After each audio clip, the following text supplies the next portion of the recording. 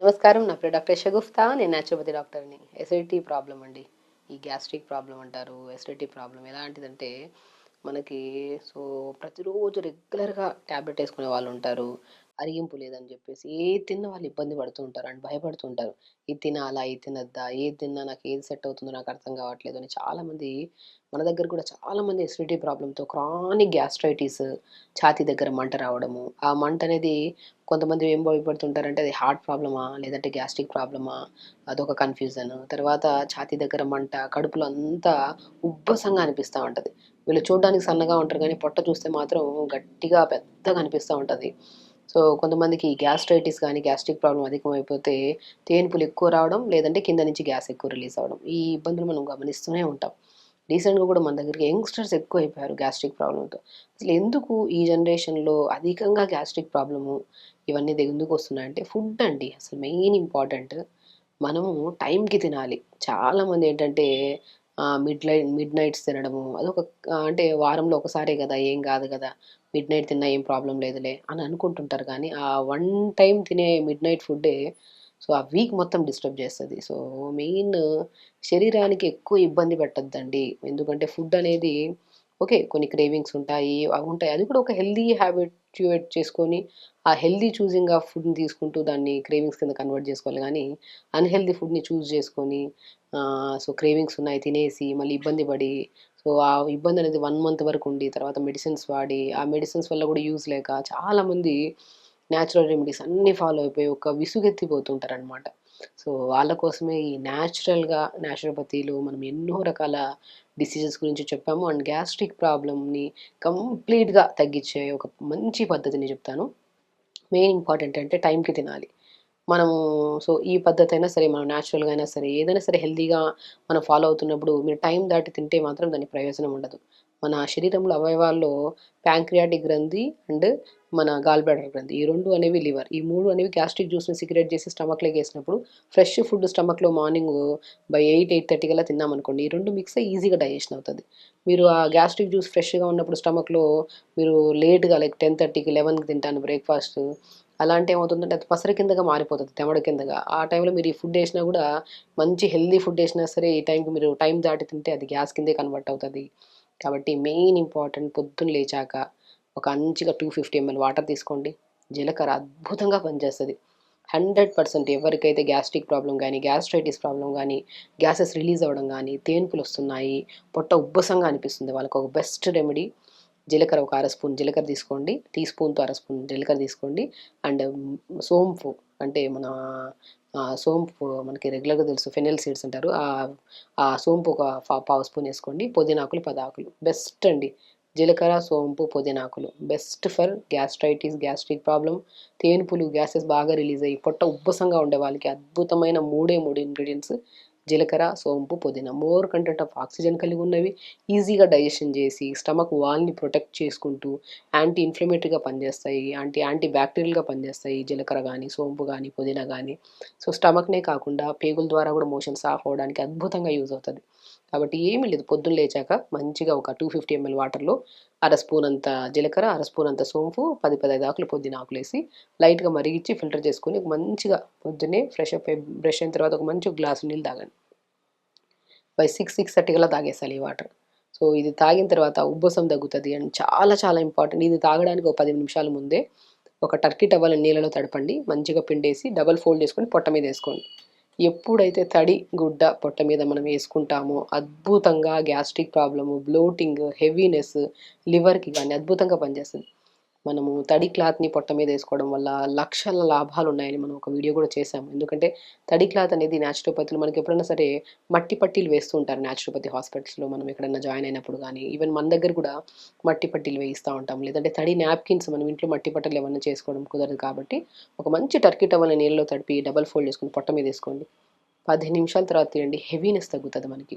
పొట్ట బ్లోటెడ్‌గా ఉండడము, తర్వాత చాలామందికి మోషన్ సరిగ్గా రాని వాళ్ళు కూడా అద్భుతంగా పనిచేస్తది.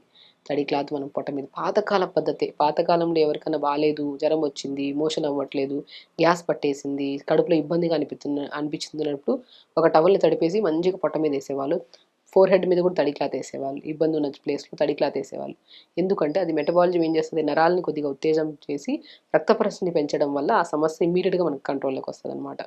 సో ఇలా తడి నాప్కిన్ని కానీ తడి టవల్ని కానీ తడుపుకొని పొట్ట మీద వేసుకొని 10-15 నిమిషాల తర్వాత తీసేసి దాని తర్వాత ఈ జీలకర్ర, సోంపు, పుదీనా నీళ్ళలేసి లైట్గా మరీచుకొని తాగండి. ప్రతిరోజు ఒక క్రమం తప్పకుండా ఒక 2 వారాలు చేయండి. డెఫినెట్గా ఇదే వీడియో సేవ్ చేసుకుని కింద కామెంట్ చేయండి. 100% మీ గ్యాస్ట్రైటిస్ ప్రాబ్లం తగ్గుతుంది. సో దాంతోపాటు ఫుడ్ విషయానికి వచ్చాక ఈ వాటర్ మనం 6-6:30 కల్లా జీలకర్ర, సోంపు, పుదీనా వాటర్ తాగుతాం. ఇది తాగిన ఒక 40 మినిట్స్ తర్వాత కొద్ది క్యారెట్ కానీ, బీట్రూట్ కానీ, యాపిల్ కానీ ఒక గ్లాస్ నీళ్ళు వేసి మిక్సీ పెట్టేసి గుజ్జంతా పిండేసి ఆ జ్యూస్ని మంచిగా ఫ్రెష్ జ్యూస్ని తాగండి. అండ్ బ్రేక్ఫాస్ట్కి వచ్చాక జొన్న పిండి, సజ్జ పిండి, రాగి పిండి మూడింటిని కలిపేసి జావలాగా ప్రిపేర్ చేసుకొని కొన్ని సన్ఫ్లవర్ సీడ్స్, కొన్ని వాటర్మెలన్ సీడ్స్, కొన్ని నువ్వులు ఇవన్నీ కలుపుకొని జావలా తీసుకోండి. ప్రతిదానికి గ్యాప్ ఇవ్వాలి. ఇప్పుడు జీలకర్ర, సోంపు, పుదీనా వాటర్ తాగుతామా ఆ వాటర్కి జ్యూస్కి మధ్యలో ఒక 40 మినిట్స్ గ్యాప్ ఇవ్వండి. మనం ఏం చేస్తామంటే సో పొద్దున్న లేచిన వెంటనే ఖాళీగా పరిగడుపున ఉంచి పొట్టని డైరెక్ట్ 9 o'clock జీరా పుదీనా వాటర్ తాగి 11కి బ్రేక్ఫాస్ట్ చేస్తామంటే ఇది కూడా పనిచేయదు మనకి.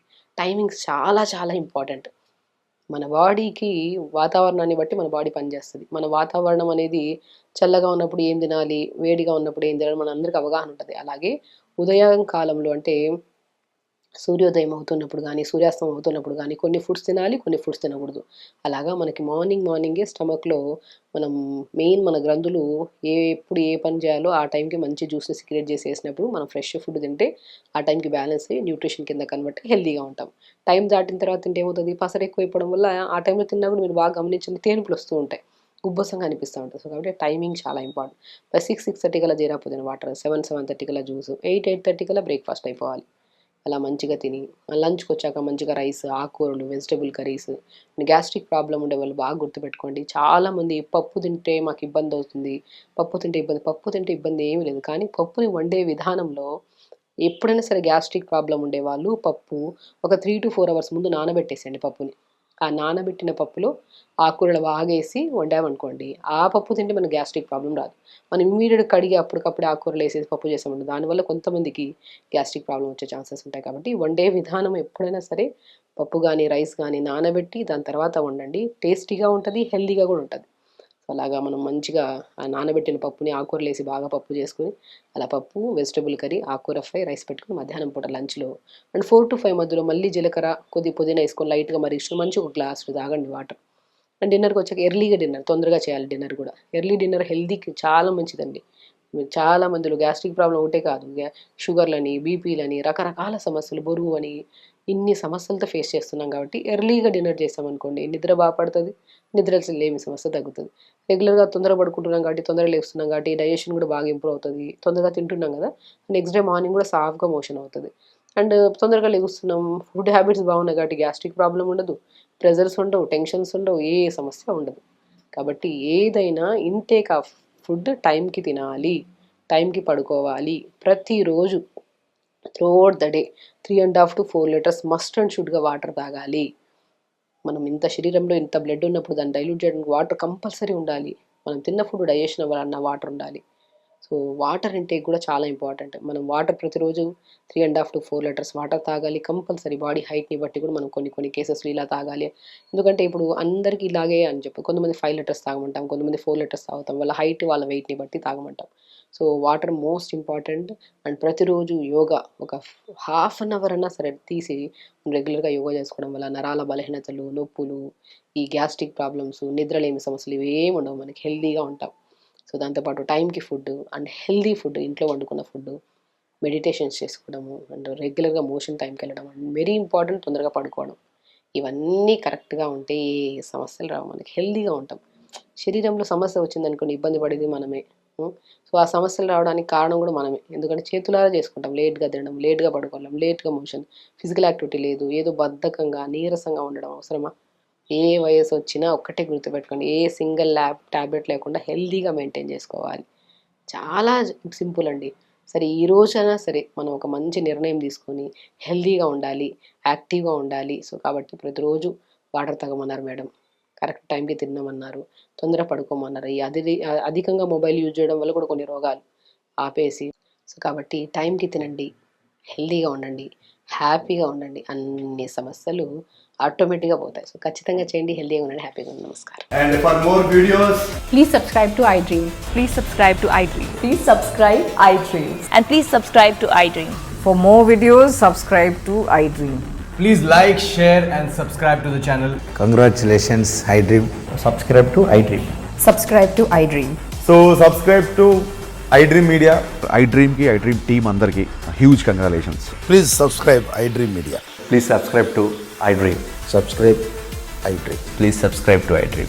iDream అంటే నా కళల ఛానల్ సబ్స్క్రైబ్ చేసుకున్న నోరు తిరుగుతలేదు, మీరైతే గంట గుర్తు కొట్టండి. For more such videos, please subscribe to iDream.